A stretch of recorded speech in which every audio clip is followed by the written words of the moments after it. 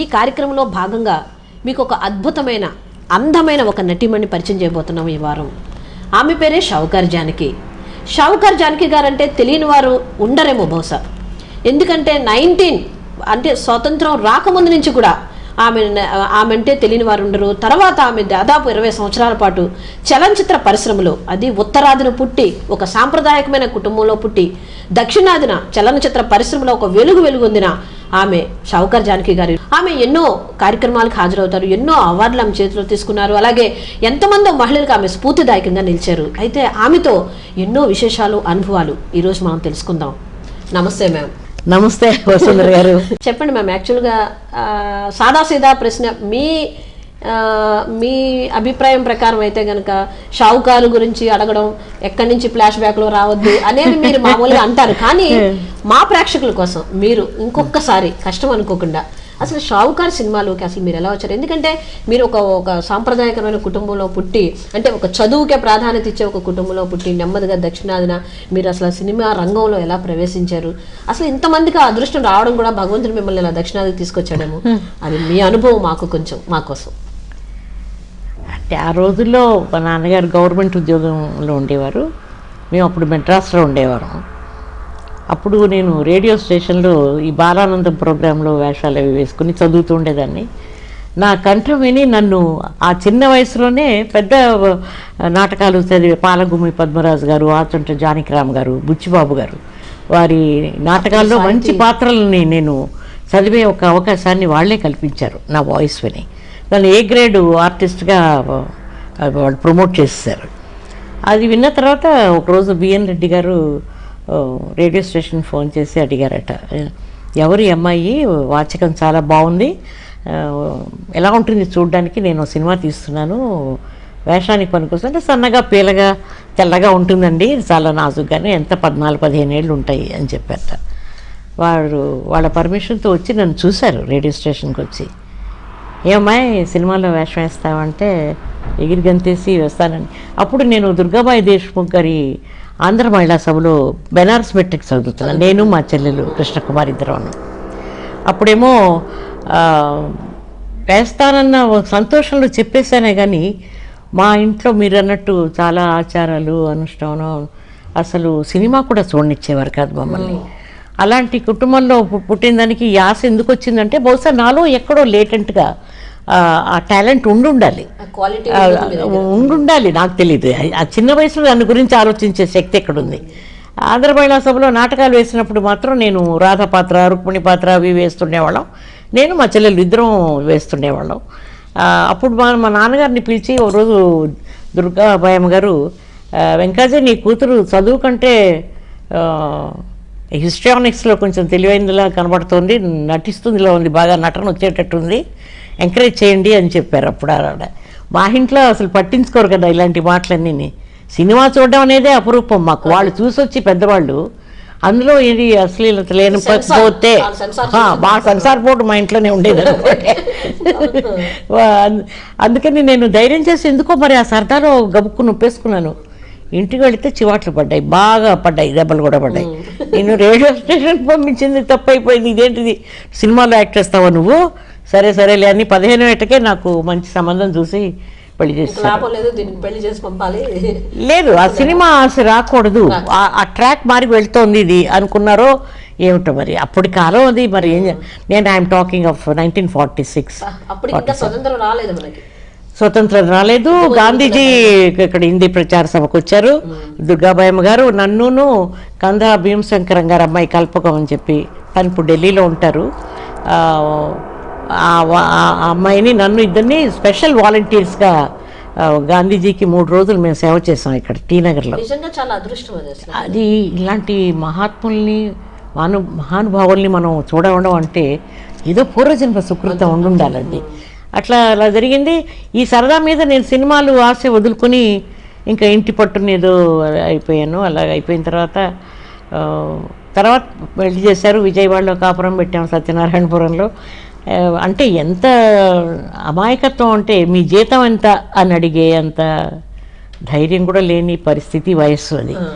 తర్వాత తెలిసింది వారి జీతం సరిపోవట్లేదని. ఎందుకంటే ఈ పంచాయతీలో రేడియో సెట్స్ అవి ఉంటాయి కదా, ఆయన రేడియో ఇంజనీర్ అయినా శంకరమంచి ఫ్యామిలీలో శ్రీనివాసరావు గారిని కాకినాడలో ఉద్యోగం చేస్తుండేవారట. ఈ పెళ్లి తర్వాత విజయవాడకి షిఫ్ట్ అయ్యాము. తర్వాత తెలిసింది కొంచెం ఇబ్బందిగా ఉంది, ఆర్థికంగా సరిగా లేదు అన్నది. అప్పుడు నాకు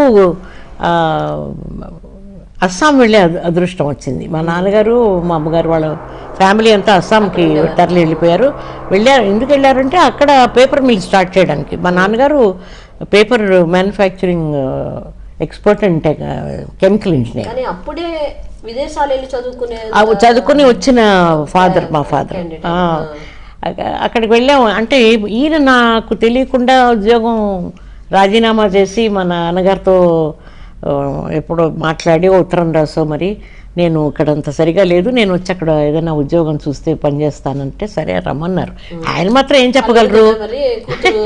పైగా మొదటి అల్లుడు పెద్ద అల్లుడు చాలా ఇష్టపడి ఆయన ఇదేమిటి సిగరెట్ కాల్చరు, వేరే అలవాట్లు లేవు, చాలా మంచి కుటుంబం నుంచి వచ్చినవాడు, మా దూరపు బంధువులే.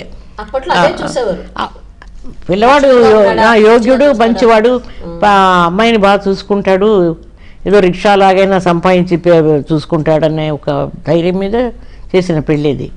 సరే అక్కడికి వెళ్ళాము. వెళ్ళి కొన్నాళ్ళు ఉన్న తర్వాత నాకు ఓ రోజు జ్వరం వచ్చింది. టెస్ట్కి వెళ్తే డాక్టర్స్ ఏమో నేను తల్లిని కాబోతున్నాను అని చెప్పారు. అప్పటికి నాకు 17వ సంవత్సరం వచ్చేసింది. సరే ఇంకా పుట్టింట్లో ఉండడం అనేది అంత మంచి పని కాదని తిరిగి వచ్చేద్దాం అనుకున్నాం. వచ్చేసాం అక్కడి నుంచి. వారికి అక్కడ ఉద్యోగం కుదరలేదు మా వారికి. సో వచ్చిన తర్వాత నేను చెప్పాను, జీతం సరిపోయేటట్లేదు, వేరే పాపో అబ్బాయో పుట్టపోతున్నారు, మనం మరి చూసుకోవాలి కదా పిల్లల్ని, నేను ఏమనుకోకపోతే నేను ఏదైనా పనికి వెళ్ళానంటే, ఏం పనికి వెళ్తావు, ఏదో ఇక్కడ అస్సాంలో 10 నెలలు. మా కృష్ణకుమారి అప్పటికే చదువుతోంది అక్కడ. తన దగ్గర పుస్తకాలు రాత్రిళ్ళు తీసుకుంటే మా వారు బాగా చదువుకున్నారు ఇంటర్మీడియట్ దాకా. నాకు కూర్చోబెట్టి కొంచెం తర్ఫీ చేసి కొంచెం పాఠాలు అవి నేర్పించేవారు.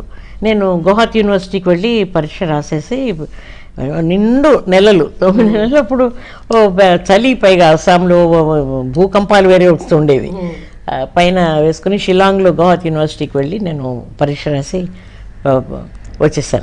వచ్చేసినంత మన ఊరు వెళ్ళిపోదామండి, పుట్టింట్లో ఉండడం అంత మంచిది కాదు, మీకు ఎట్లాగా ఇక్కడ ఉద్యోగం కుదరలేదని వచ్చేసిన తర్వాత చెప్పాను ఇలాగా.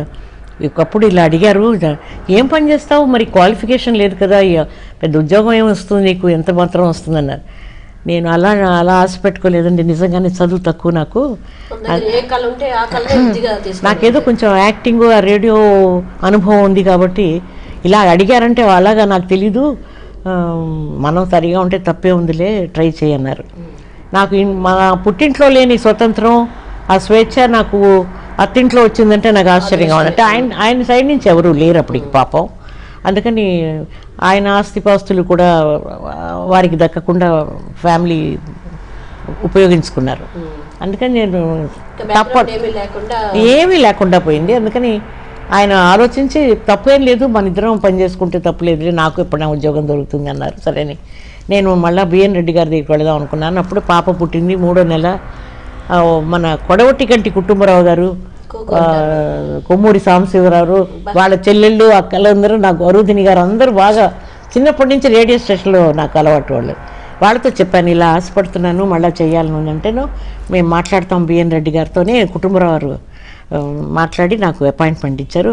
ఇక్కడ విజయరాఘవాచారి రోడ్లో టీ నగర్లో వారి ఇంటికి వెళ్ళాను. పాపను ఎత్తుకొని, మా వారిని తీసుకొని, 3 నెలలు పాప ఎత్తుకుంటే తలుపు తీసి, ఏమిటి ఎందుకు వచ్చావు, what makes you come here అని అడిగారు.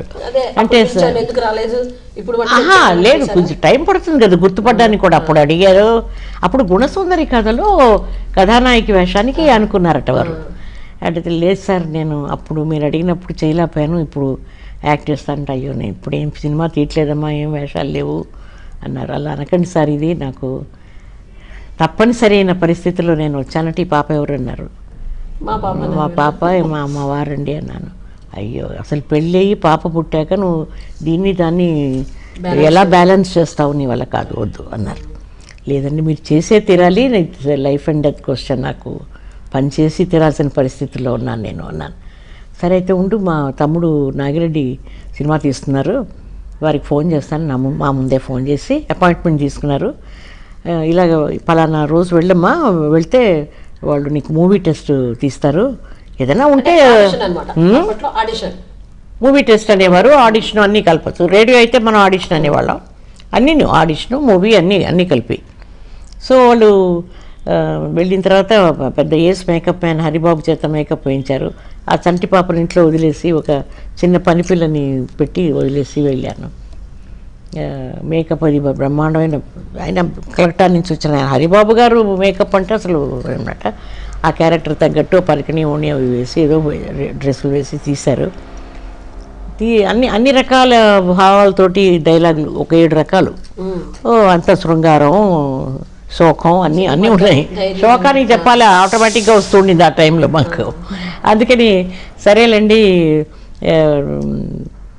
చేసి వచ్చేసానండి నన్ను మా వారితో. 2 నెలలు అయింది, కబుర్ లేదు. ఇంకా సరే కండెం అయిపోయి ఉంటాను, నా మొహానికి ఎవరులే వేషం ఇస్తారు అని అనుకున్నాను నేను. కానీ 2 నెలల తర్వాత ఎల్వి ప్రసాద్ గారు, నాగిరెడ్డి గారు, చక్రపాణి అందరూ, ఎల్వి ప్రసాద్ గారు అందరూ కారు వేసుకుని మా ఇంటికి వచ్చారు. వచ్చి అమ్మాయి చాలా అదృష్టవంతురాలివి, వేషం ఇస్తున్నాం. ఏం వేషం ఇస్తున్నారు సార్ అన్న. ఏం వేషం అంటే ఎన్టీ రామారావు గారిని కొత్త హీరో, ఆయన పక్కన నువ్వు హీరోయిన్వి, మంచి పల్లెటూరు క్యారెక్టర్, నీ వయస్సు నీ అవతారం అన్నీ కరెక్ట్గా సరిపోతాయి అని ఇచ్చారు వేషం. అది బ్రహ్మాండమైన పేరు తెచ్చుకున్నానండి ఆ పిక్చర్లో. అందరూ కూడా రివ్యూస్లో చాలా బాగా రాశారు. అంటే నాకు ఇవన్నీ కాదు, బతుకుతారు ఇంక ఈ సినిమా చూసి మళ్ళీ నాకు వేషాలు రావాలి అన్న ఆ తపనే తప్ప ఎవరేం రాస్తున్నారు, ఎవరు మెచ్చుకుంటున్నారు ఆ గొడవ లేదు. శ్రీరామరావు గారు మీతో మాట్లాడాలని ప్రయత్నించడం, మీరేమో పారిపోవడం, వాళ్ళకి రాదటే చిలుక సాగది, బ్యూటిఫుల్ లవ్లీ. రామారావు షావుకార్తోనే రికగ్నిషన్ వచ్చింది. రంగారావు గారు, రేలంగి గారు అందరూ ఉన్నారు, శాంతకుమారి గారు అందరూ ఉన్నారు కదా ఆ సినిమా. ఎలా మూవ్ అయ్యేవారు అప్పట్లో?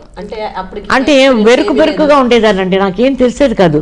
అక్కడికి వెళ్తే అందరికీ నమస్కారం చెప్పాలి, గుడ్ మార్నింగ్ చెప్పాలని కూడా తెలియని పరిస్థితిలో ప్రసాద్ గారు నాకు అలా అండగా అలా నిలబడ్డారండి. ఆయన use to train me up, అన్నీ చెప్పేవారు. అమ్మాయి లోపల రాగానే ఎవరన్నా కనిపిస్తే నమస్కారం చెప్పాలి, అన్ని మర్యాద నేర్పించేవారు. నేను బాగా వీక్గా ఉండేదాన్ని కదండి, అప్పుడే పాప పుట్టింది, కొంచెం వంగి నిల్చుంటే నీ జడకి తాడు కడతాను అనేవారు, లేకపోతే జడకి ఓ రాయి కడతాను, స్ట్రైట్గా నిల్చో అనేవారు. అలాంటి గ్రూమింగ్ నాకు, నా అదృష్టం ఏమిటంటే మహానటుడు ఆయన, డైరెక్టరే కాదు నటుడు కూడా. ప్రసాద్ అనేది నాకు మంచి అస్థివారం పడిపోయింది. వడ్డాణం, నగలు, అసలు ఏంటో అది మ్యాచింగ్ అయిపోయింది మీ బాడీ లాంగ్వేజ్ కి, క్యారెక్టర్ కి, ఆ అమాయకత్వానికి, ఆ వయసుకి సరిగ్గా సరిపోయింది. ఆ 2 కుటుంబాలు ఒకరితో ఒకళ్ళు గొడవ పడకుండా ఉన్నప్పుడు ఆ సఖ్యత, ఆ గొడవ అయిన తర్వాత ఆ విరోధాలు, అవన్నీ బ్యూటిఫుల్గా వచ్చాయి. అందులో పద్మనాభం గారు కూడా వేషం కూడా మంచి వేషం. రేపు పోలా ఇవాళ దీపావళికి డబ్బులు లేవురా అని అనడం, వాడు మా ఇద్దరి మధ్య గో బిట్వీన్ పోస్ట్ మ్యాన్ పని చేయడం సరదాగా ఉండేదండి. ఇద్దరు కూడా వాడితోనే మాట్లాడతారు, ఆ క్యారెక్టర్ తోనే డైరెక్ట్ గా మాట్లాడుకోరు. చాలా అలాంటి సీన్స్ భలే ముద్దుగా కుదిరేయండి తల్లిలో కూడా సజీవం చెప్పచ్చు. అవునండి, no it's a classic movie. అది ఎప్పటికీ సజీవంగానే ఉంటుంది ఆ సినిమా. ఆ పేరు కూడా నాకు సజీవంగా నన్ను అంటుకుంది, నేను ఉండే వరకు. నేను వెళ్ళిపోయినా కూడా ఉంటుంది.